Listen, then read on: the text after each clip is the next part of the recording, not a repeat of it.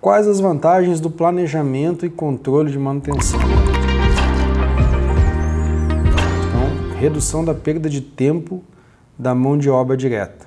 Então, informa sobre o que fazer e onde fazer, informa o momento adequado para realizar a tarefa, informa quais as peças, ferramentas e ou dispositivos devem ser utilizados em cada tarefa, otimiza a execução durante uma intervenção para se evitar conflitos de execução, então para evitar que um técnico não consiga fazer uma atividade porque ele está conflitando com a realização do outro.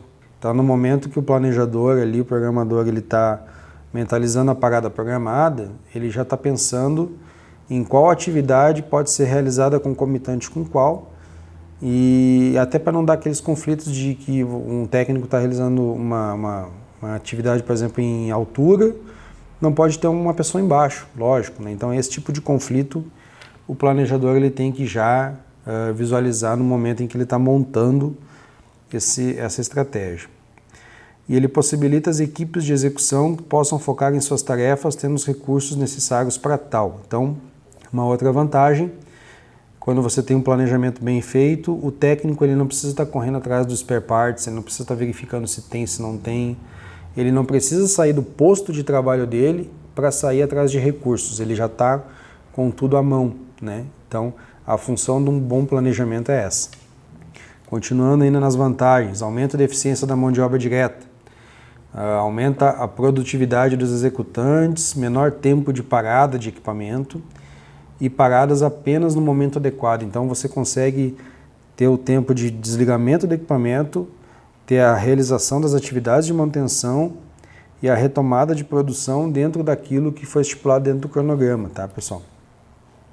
Claro que tem as tolerâncias ali, às vezes você paga um pouquinho mais tarde, ou paga um pouquinho mais cedo, ou começa um pouquinho mais tarde. Não quer dizer que porque você não respeitou 100% o cronograma, você não fez um bom planejamento, mas a ideia é que se chegue mais próximo disso cada vez mais.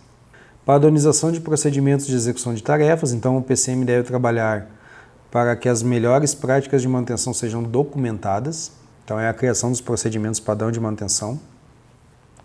Às vezes, durante a execução das tarefas, você consegue ali atingir o melhor tempo e a melhor qualidade. O PCM tem que estar alerta nisso aí para poder monitorar e confeccionar um padrão de manutenção. O PCM deve revisar os planos de manutenção preventiva, atualizando pontos como procedimentos, periodicidade, mão de obra necessária, sobressalentes, etc.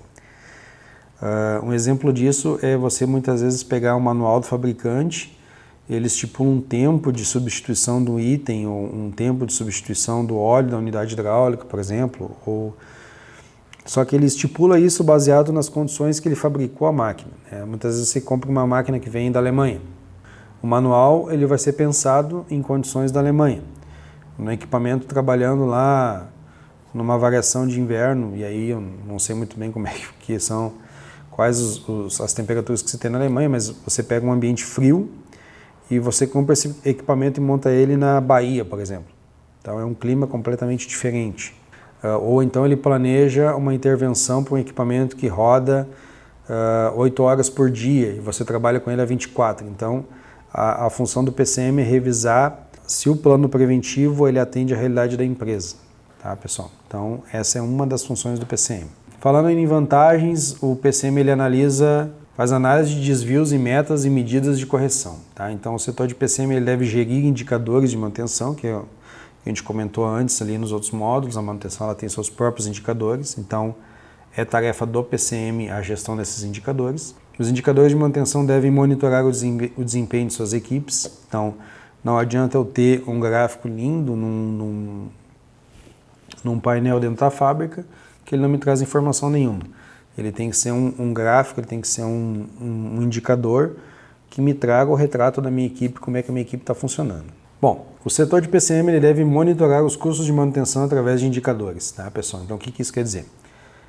A manutenção ela também não pode ter o seu custo extrapolando as metas da empresa.